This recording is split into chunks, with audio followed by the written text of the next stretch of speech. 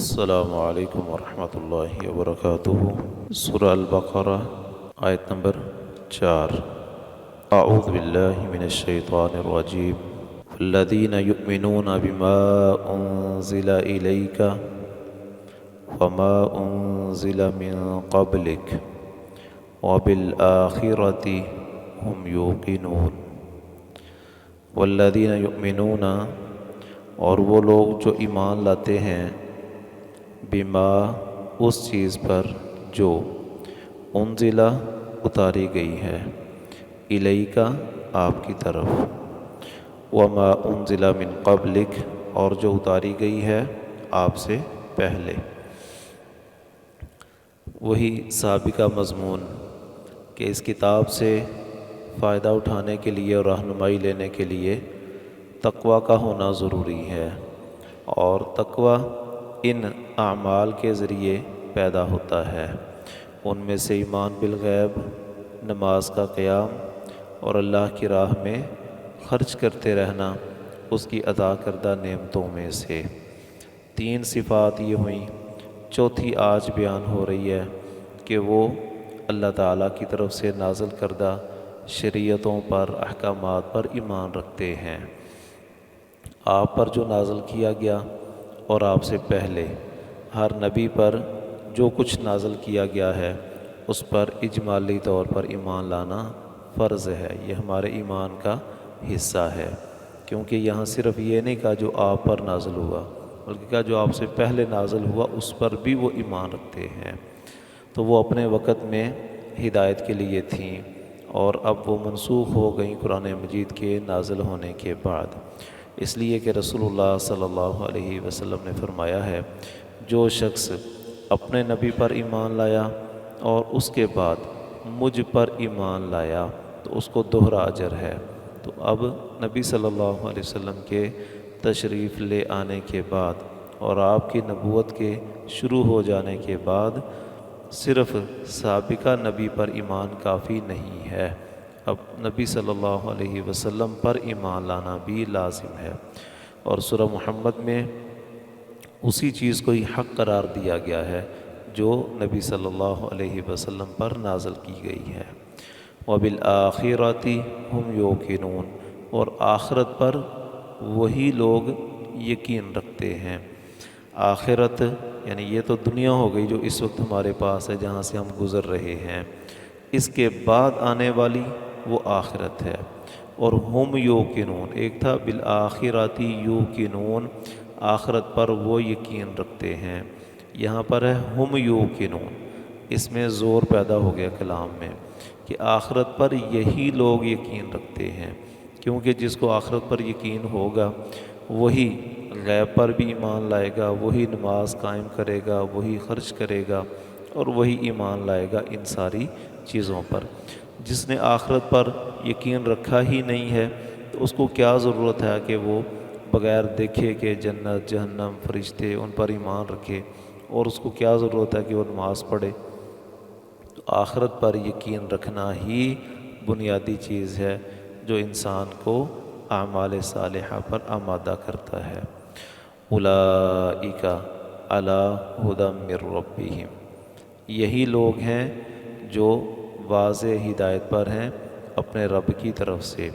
ھدی للمتقین تھا نا، ہدایت ہے یہ کتاب متقین کے لیے، تو ان کی صفات ذکر کر کے کہا یہ لوگ ہیں جو ہدایت پر قائم رہتے ہیں، جو ہدایت حاصل کرتے ہیں۔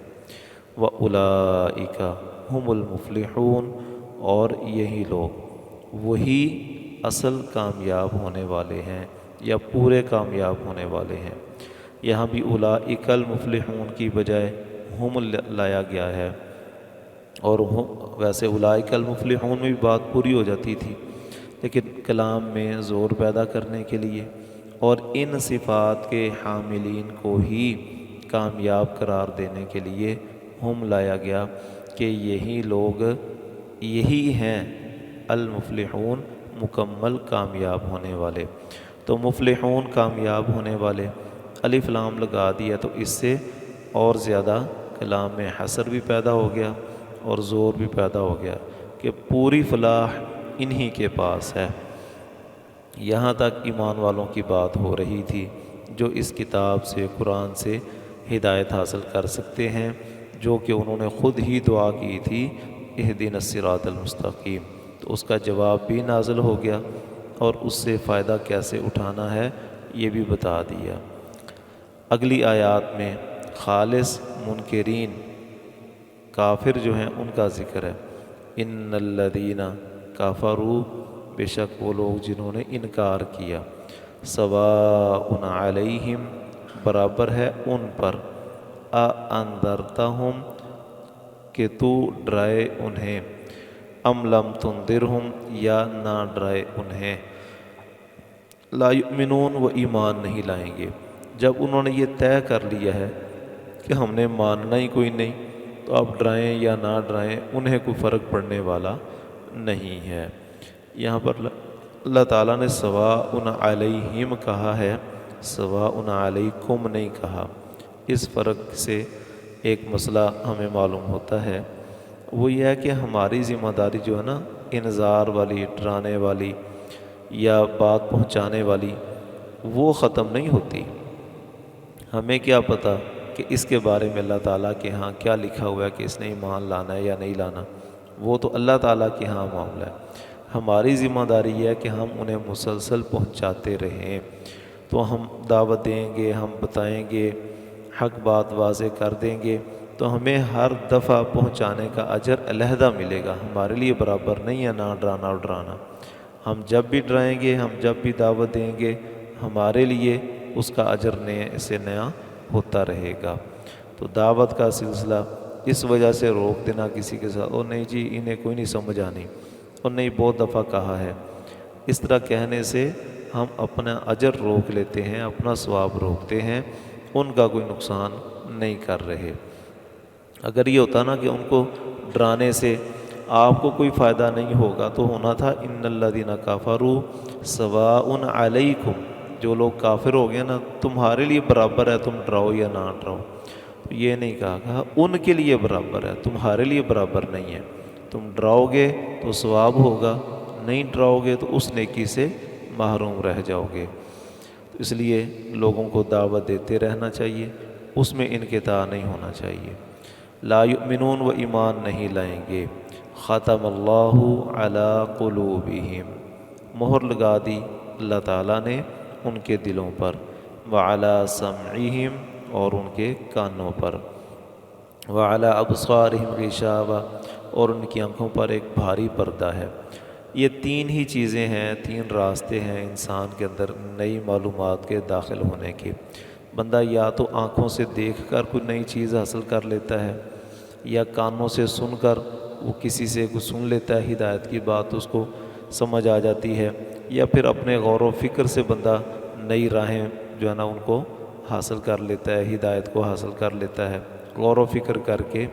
تو اللہ تعالیٰ نے کہا یہ تینوں راستے ہی ان کے بند ہیں، تو پھر ہدایت کہاں سے آئے گی؟ نہ وہ خود غور و فکر کرنے پر آمادہ ہیں، نہ وہ کسی بات کو سننے کے لیے تیار ہیں، اور نہ ہی وہ دیکھنے سے ہدایت پکڑتے ہیں۔ تو جب انہوں نے ان اعضاء سے ان کا کام لیا ہی نہیں تو اللہ نے مہر لگا دی۔ مہر اللہ نے لگائی ہے، لیکن ذمہ دار وہ خود ہیں، اس کا سبب وہ خود بنے ہیں۔ جس طرح اور مقام پر کہا نا بل طبع اللہ علیہا بکفرہم، اللہ نے ان پر مہر لگائی ہے ان کے اپنے کفر کی وجہ سے، تو ان کے ایمان کے نہ لانے کی وجہ سے اور ان کی ضد اور ہٹ درمی کی وجہ سے کہ جو مرضی کرتے رہو ہم نے تو ماننا ہی کوئی نہیں۔ جس طرح اس سورہ انفال میں ان کا ذکر موجود ہے کہ انہوں نے کہا ان کان ھذا ھو الحق من عندک فامطر علینا حجارۃ من السماء او ائتنا بعذاب علیم، اگر تو واقعی یہ جو ہمیں بتایا جا رہا ہے یہ حق اور سچ ہے تو ہم نے کوئی نہیں ماننا، عذاب لے آؤ آسمان سے اور ہم پر پتھروں کی بارش برساؤ۔ تو جو لوگ اس حد تک پہنچ چکے ہیں ان کے دلوں پر اللہ نے مہر لگا دی ہے۔ وَلَهُمْ عَذَابٌ عَظِيمٌ اور ان کے لیے بہت بڑا عذاب ہے۔ تو یہ تو دنیا میں تھا کہ مہر لگا دی، اور اس کے نتیجے میں آخرت کا جو عذاب ہے وہ جس کو اللہ تعالیٰ عذاب عظیم کہہ دیں، اس کی پھر بڑے ہونے کا اور اس کے شدید ہونے کا ہم کیا اندازہ کر سکتے ہیں۔ اللہ تعالیٰ سمجھنے کی، عمل کرنے کی توفیق